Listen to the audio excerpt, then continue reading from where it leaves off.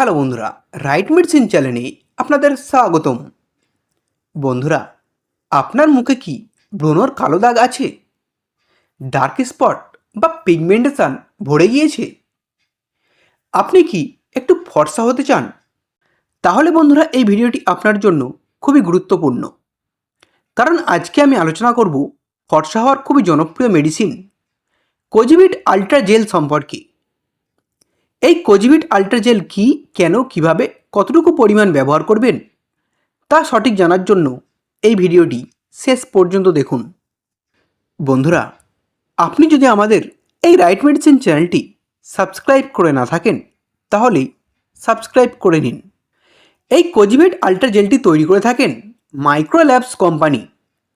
এটির মধ্যে আছে kojic acid, glycolic acid, niacinamide এবং ভিটামিন ই।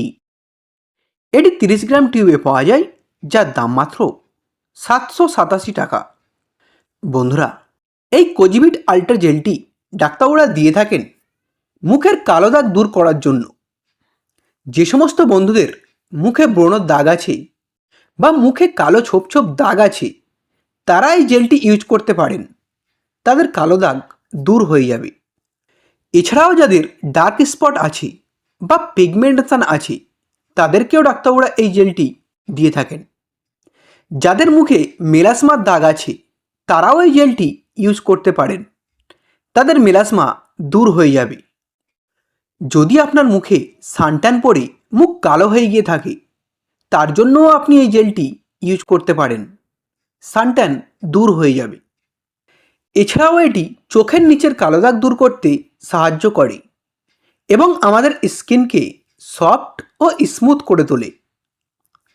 এই কোজিভিট আল্ট্রা জেলটি আমাদের স্কিনে মেলানিনের পরিমাণ কমিয়ে স্কিনকে ফর্সা ও উজ্জ্বল করে তোলে।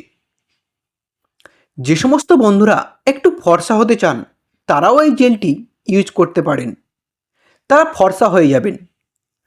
এছাড়াও এটি আনইভেন স্কিন টোন এবং ট্যানিং দূর করতে সাহায্য করে। এই কোজিভিট জেলটি আমাদের ডেড স্কিনকে রিমুভ করে এবং স্কিন রিনিউয়াল করতে সাহায্য করে। বন্ধুরা, এই জেলটির ব্যবহারের নিয়ম অবশ্যই আপনি আপনার ডাক্তারবাবুর দেওয়া নির্দেশ অনুযায়ী ব্যবহার করবেন। তবে সাধারণত এটি রাতে একবার ইউজ করতে পারেন।